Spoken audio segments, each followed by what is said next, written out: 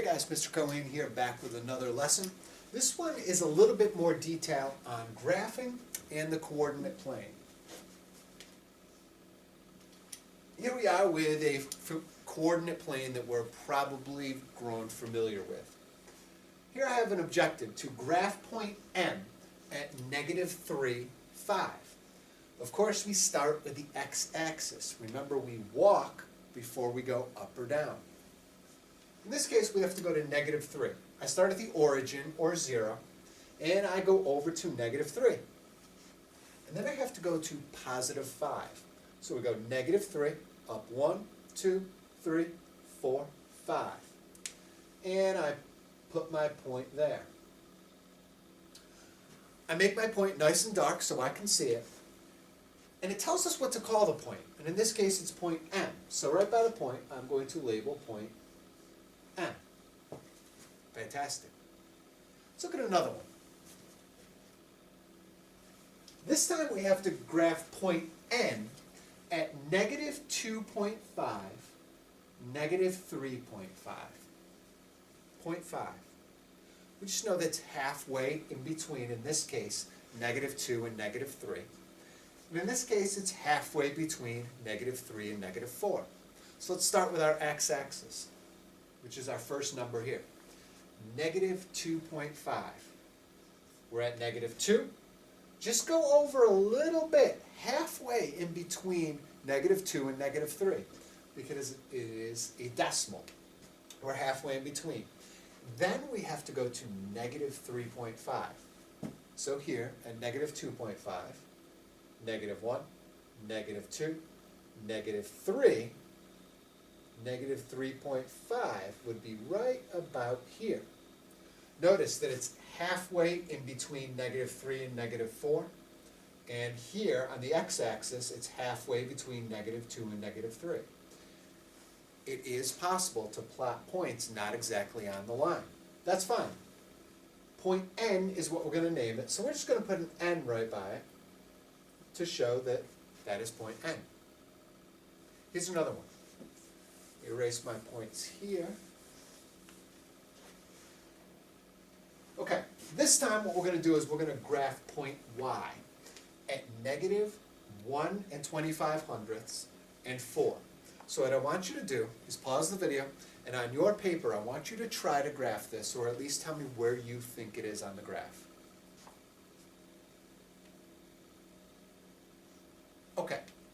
First, I hope you started with the x-axis. In this case, it is -1 and 25/100. So here's -1.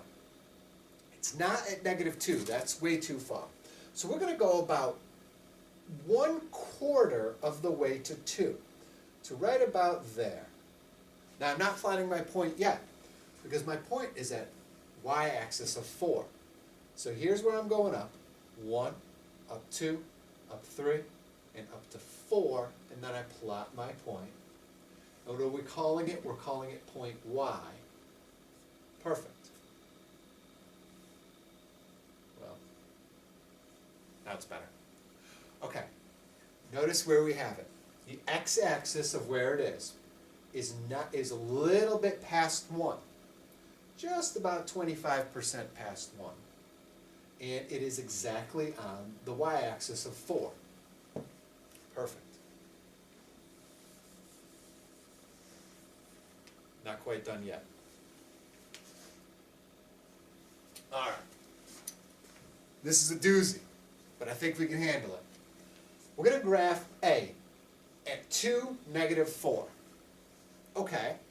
And then what we're going to do is we're going to graph its reflection across the x-axis. Well, let's deal with that second part second, and let's take care of our first part. The first thing we have to do is graph A at 2, -4. X-axis first. Start at my origin, and I go 1, 2. Y-axis is -4. Boom. 2, 3, 4. Perfect.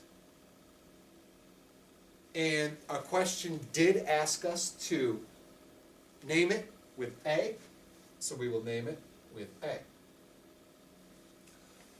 First part, success. Now, what I want you to do, plot the point on your notes.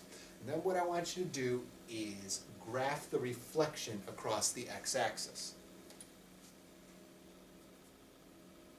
Okay. Now let's graph the reflection across the x-axis. If you remember, this x-axis is going to act as a mirror. When you look into the mirror, you see a reflection. And what we're going to do is we're going to reflect this point using this as our mirror. So how do we do that? Notice this one is at 2, -4. Because it's reflecting across the x-axis is going to stay the same. And in this case, it's going to stay at 2. And then where do we go up? Well, if we went to -4, we're going to go to +4, which is right here. Notice how it's sort of like a mirror. This is 4 away from the x-axis, and this point here is 4 away from the x-axis, just in the opposite direction. In this case it was -4, and in this case the y-axis was +4. It's important to note that the x-axis did stay the same, which was 2. Now, when you're graphing the reflection, there is one little thing you have to include. It almost looks like an apostrophe. Let me show you. Here we have point A labeled. Perfect. And up here, though, this was the reflection. And how you label a reflection is, because we're reflecting point A, we'll label it A. But if you add this little notation here, it kind of looks like an apostrophe. That tells the mathematicians that, oh, you're reflecting point A. Make sure when you graph your reflections that you please include that little notation right there. Again, it just looks like a little apostrophe or like a little Kraft macaroni cheese looking thing. That denotes that, oh, that's the reflection of point A.